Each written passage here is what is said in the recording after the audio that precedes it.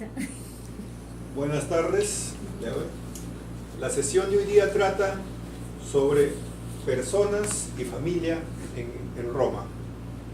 Vamos a tratar la persona natural, la persona jurídica, familia, el matrimonio, el divorcio.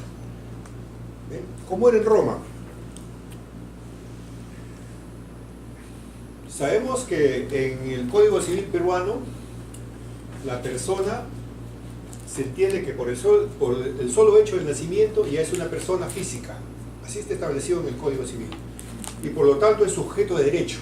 Basta que tenga el hecho de que haya nacido. Entonces, ese sujeto de derecho también tiene capacidad jurídica. Eso estamos hablando en el Código Civil peruano. Y esto está prescrito en el artículo 29 del Código Civil peruano. Entonces, en este ordenamiento jurídico se reconoce también la condición de persona a determinados entes colectivos. ¿Y los entes colectivos qué son? Son lo que llamamos personas jurídicas. Y las personas jurídicas pueden ser corporaciones, fundaciones, asociaciones, teniendo pues, como vuelvo a reiterar, la condición de persona jurídica y la persona jurídica también es sujeto de derecho. Estamos hablando la relación que tiene el Código Civil peruano con la relación de persona como era considerado en Roma. Entonces, la introducción es esto, meramente hablamos de lo que sucede actualmente y lo que está prescrito en nuestro Código Civil. Código Civil peruano. Y la persona en Roma, ¿cómo era considerada? Cuando hablamos de la persona en Roma, en el derecho romano no todos los hombres son personas. No todos. El ser con capacidad jurídica, o sea, todas las personas eran considerados como tener capacidad jurídica. No. Los esclavos se les consideraba como cosas. Era cosa. En el derecho romano se carece, pues, en aquel entonces se carece y ahora de términos técnicos para designar lo que nosotros llamamos persona. Ellos no lo identificaban de esa manera. Y la capacidad jurídica y capacidad de obrar. No. Muchas veces acá estamos hablando la capitis diminutio, o sea, la disminución de capacidad de la persona, se generaba que podría ser máxima, media o mínima. Bien. Cuando hablo de capacidad, la capacidad puede decir máxima, media o mínima. Así era considerado la capacidad en Roma. Máxima cuando afecta a la libertad. Le explicaré más adelante en qué motivo. Media cuando afecta la ciudadanía de la persona. Y mínima la que afecta la posición de la familia. O sea, mínima, la capacidad mínima afectaba muchas veces también la posición que se encontraba esa persona dentro de la familia. Pero explicaremos por qué era la capacidad mínima en familia. Un ejemplo de capitis diminutio máximo.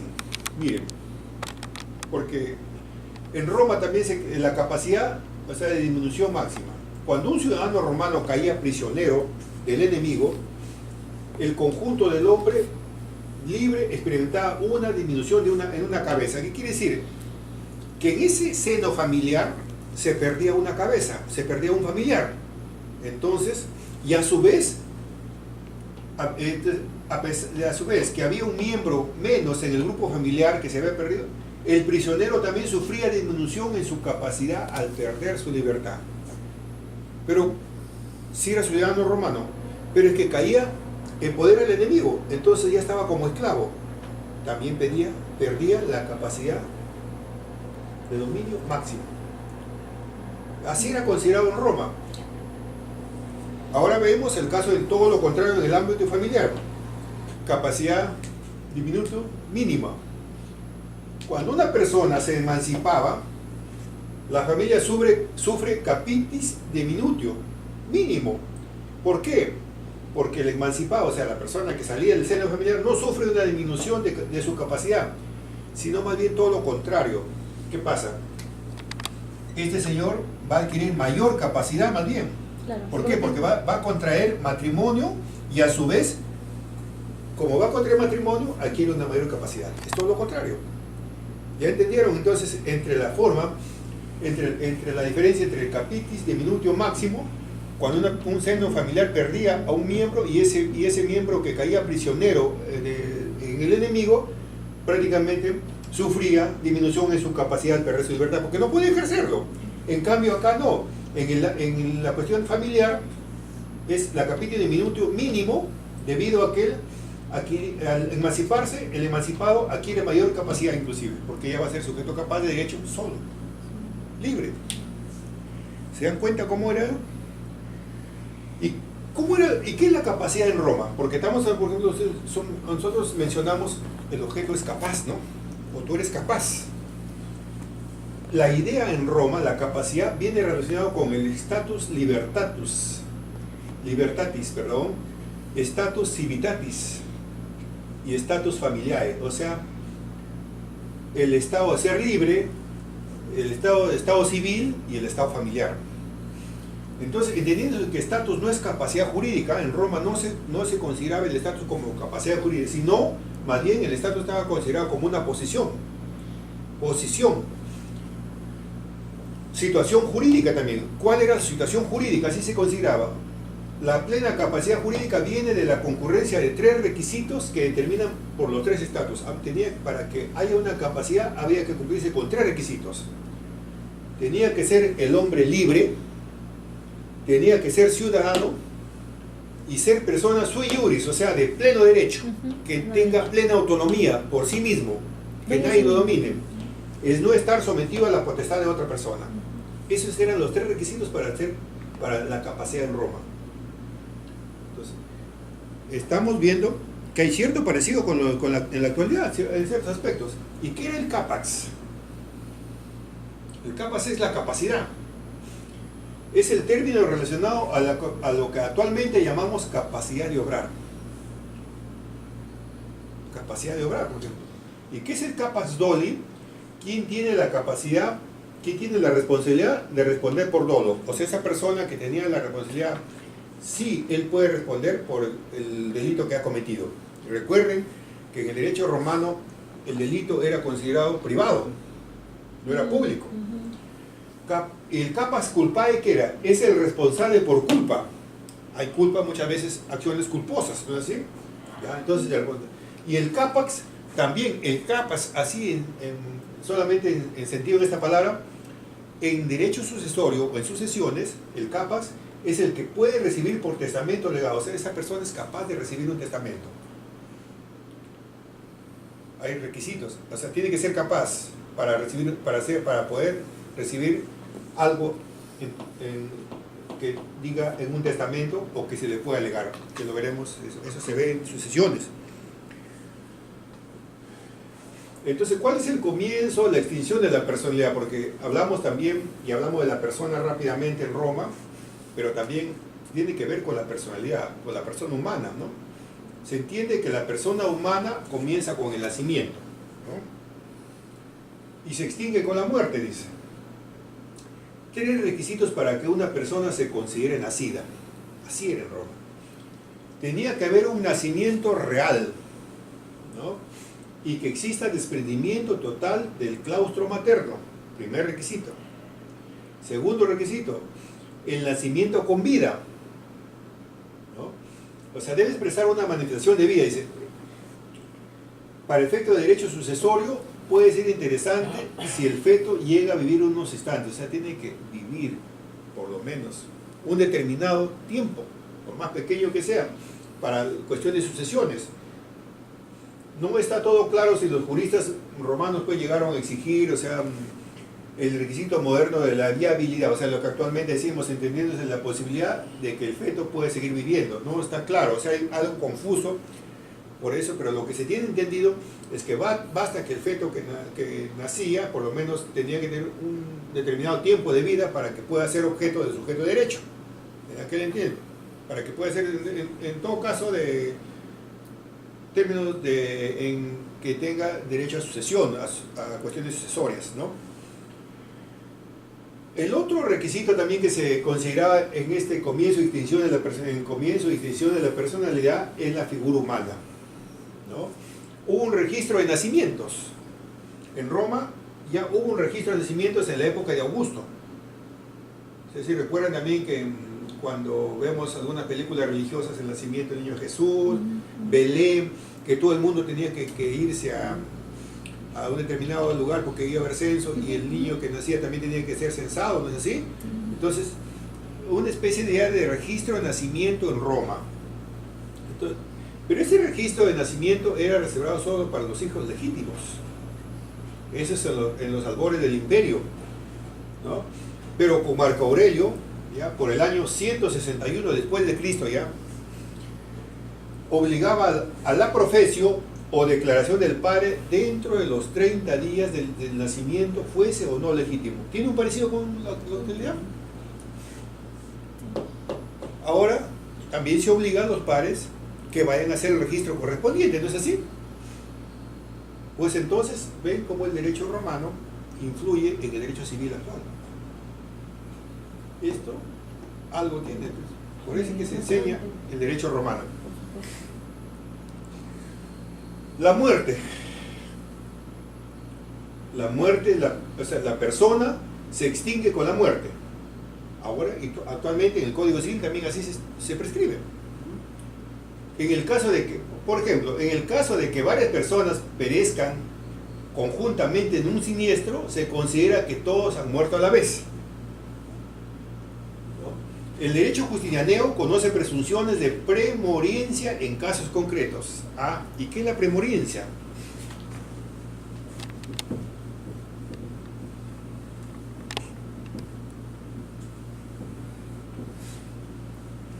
Mire, en derecho sucesorio, una ficción para establecer quién ha muerto antes en determinadas circunstancias y que no es posible determinar fehacientemente. ¿Cómo se establecía la premorencia en Roma? Se supone que padre e hijo, ¿no?, perecían en un mismo siniestro. Ambos morían a muerte, como es. Pero para establecer la premorencia, quién murió primero, se tenía que tener en cuenta el mayor o menor grado de fortaleza de ambos. Si el hijo es puber, se presume que sobrevivió al padre. O sea, se supone que es más fuerte que el padre, ¿no? En este caso, pongamos lo que este es el hijo, el padre es más débil. Se supone que el padre sobrevive y el hijo puber más fuerte sobrevive y el padre, que es más anciano, fallece. Pero si es al revés, si el hijo es impuber, o sea, es muy niño, muy menor, y el padre todavía está en toda su fortaleza, se supone que muere primero el puber. Así está. Si el hijo es impuber, se presume que murió antes de que el padre. Entonces, esa era la premorencia.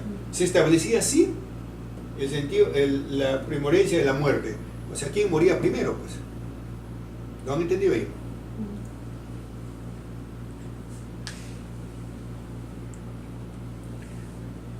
Y la capacidad de obrar. La capacidad de obrar, por ejemplo, es entendida como la capacidad para ejercer múltiples aspectos. Nosotros tenemos capacidad de obrar, ¿no es así? Para negociar, capacidad jurídica y capacidad delictual o la aptitud para cometer delitos. Nosotros somos agente capaz, ¿no es así? Y podemos realizar contratos, negociaciones, compraventas, tenemos la capacidad. Pero también hay capacidad, ese sujeto es capaz, puede cometer algún delito, así lo calificaban en aquel entonces en Roma.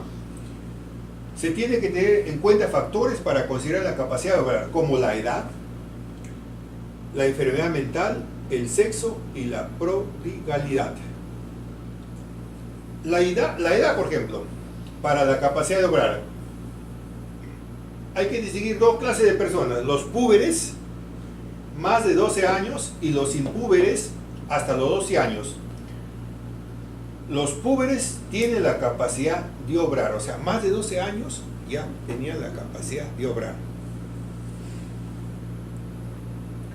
Ahí viene, en este cuadro. Los púberes, para adquirir esa condición, según la escuela de los sabinianos, pasaban al inspectio corporum, que era una especie de inspección del cuerpo. O sea, inspeccionaban todo el cuerpo, lo auscultaban, veían sus... Entonces, con Justiniano, los púberes eran los hombres a partir de los 14 años y las mujeres a partir de los 12 años. Así se estableció en la época de Justiniano. Y los impúberes, había clasificaciones. Los infams eran hasta los 7 años, o sea, los menores, ¿no? Los impúberes mayores de 7 a 12 años, niñas hasta los 14 años. Los varones pueden realizar negocios jurídicos siempre que se les beneficie. O sea, los impúberes podían realizar algunos negocios jurídicos por decir que les sea beneficioso para ellos. Una donación en su favor, podían realizarlo. Ahora, los impúberes mayores tienen las autoritas de un tutor cuando alguien les dona algo. Tenían que estar debidamente controlados por un tutor. Y tienen capacidad delictual en cuanto a delitos jus civile, pero no responden por delitos jus honorarium. ¿Y qué es? Acá menciono, ¿qué son los delitos jus civiles? Los delitos jus civiles eran el robo, el daño en propiedad ajena y lesiones. Los jus civiles están en el aula, ya virtual. Y los jus honorarium eran la rapiña, la intimidación, el dolo, el fraus creditorium, que es el delito privado pretoriano que consiste en una ejecución del deudor con intención de hacerse insolvente. Miren, la ejecución de un deudor con la intención de hacerse insolvente es cuando una persona se declara en quiebra actualmente, ¿no es así? Para no pagar ciertas deudas. Ya existía también en Roma. Se sancionaba. Entonces ve que tiene mucha influencia entonces en los aspectos, el derecho romano también en la vida actual jurídica que nosotros estamos llevando a cabo. Los púberes. Al llegar a la pubertad se tenía la capacidad de obrar, se supone, toda persona. Pero con la finalidad de que los mayores de 25 años fueran engañados, todavía se supone que muchas veces eran ingenuos, por su inexperiencia, surge la lex plaetoria o laetoria, o sea, la ley plaetoria o laetoria, en que el indicado puber podía pues rescindir de un negocio.